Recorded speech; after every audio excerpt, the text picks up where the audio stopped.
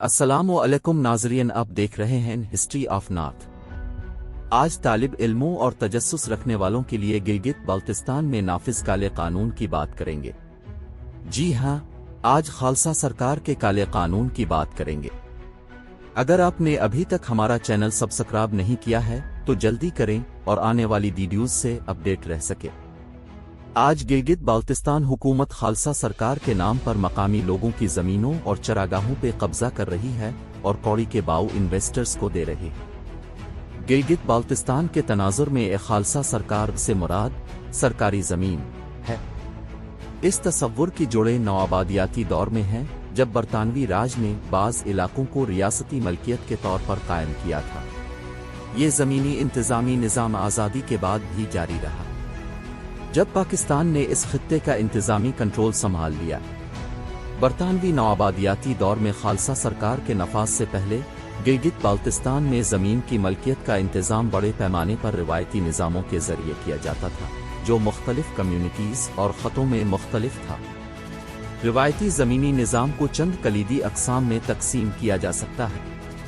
اجتماعی ملکیت۔ گلگت بلتستان کے بہت سے حصوں میں روایتی طور پر مقامی قبائل اور برادریوں کے پاس زمین کا قبضہ تھا۔ ان زمینوں کا انتظام اجتماعی طور پر کیا جاتا تھا۔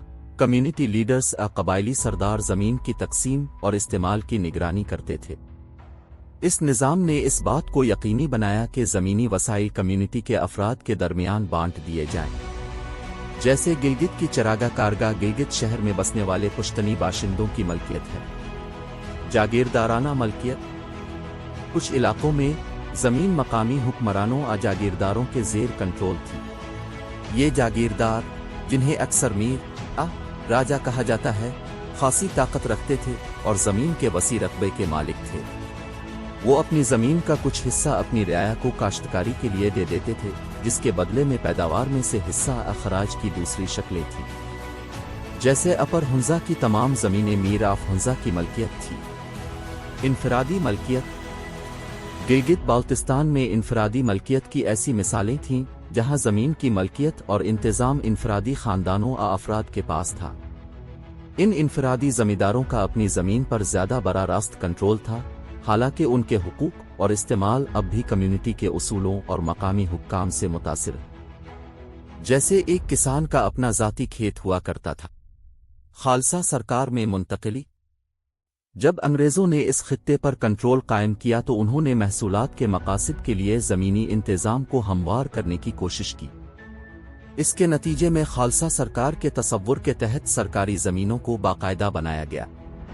برطانوی نوآبادیاتی انتظامیہ نے بعض زمینوں کو سرکاری ملکیت کے طور پر نامزد کیا، مؤثر طریقے سے زمین کے روایتی نظام کو تبدیل کیا اور ریاست کے تحت زمین کی ملکیت کو مرکزی بنایا اور صدیوں سے چلے آ رہے وراثتی زمینوں کو عوام سے چھین لیا۔ خالصہ سرکار کے اثرات۔ خالصہ سرکار میں تبدیلی کے مقامی آبادی کے لیے اہم اثرات مرتب ہوئے۔ اس کا نتیجہ اکثر فرقہ وارانہ اور انفرادی زمینی حقوق پر قبضے کی صورت میں نکلا، جس کے نتیجے میں زمین کی ملکیت پر تناؤ اور تنازعات پیدا ہوئے، جو آج تک برقرار ہیں۔ ان تبدیلیوں کی وراثت آج بھی عصری زمینی تنازعات اور گلگت بلتستان میں زمینی اصلاحات کے مطالبات میں واضح ہے۔ خالصہ سرکار کا آغاز۔ خالصہ سرکار کا تصور برطانوی نوآبادیاتی دور میں ان کے لینڈ ریونیو ایڈمنسٹریشن سسٹم کے ایک حصے کے طور پر باقاعدہ بنایا گیا تھا۔ اسے 1947 کے بعد آنے والی پاکستانی انتظامیہ نے برقرار رکھا اور اسے ڈھال دیا۔ مقصد زمینی وسائل اور محصولات کو منظم طریقے سے منظم کرنا تھا۔ موجودہ صورتحال۔ تازہ ترین اپڈیٹس کے مطابق خالصہ سرکار اب بھی گلگت بلتستان میں کام کر رہی ہے۔ یہ ایک فریم ورک ہے جس کے ذریعے حکومت سرکاری زمینوں کا انتظام کرتی ہے۔ تاہم زمین کے حقوق اور ان زمینوں کے انتظام کے حوالے سے مسائل اور تنازعات جاری ہیں، جس کی وجہ سے اصلاحات اور بہتر انتظامی طریقوں کے مطالبات سامنے آئے۔ قانونی عمل درآمد۔ گلگت بلتستان میں خالصہ سرکار کی قانونی حیثیت بحث و تکرار کا موضوع رہی ہے۔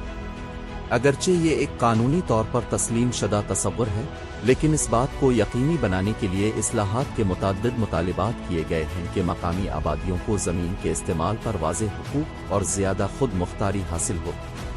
ان قوانین کا نفاذ مختلف ہو سکتا ہے، اور خطے میں زمین کی ملکیت اور حقوق کے حوالے سے متعدد قانونی اور سیاسی چیلنجز موجود ہیں۔ خلاصہ یہ کہ خالصہ سرکار برطانوی نوآبادیاتی دور میں شروع کی گئی سرکاری زمین کے انتظام کا ایک نظام ہے جو پاکستانی انتظامیہ کے تحت گلگت بالتستان میں کام کر رہا ہے۔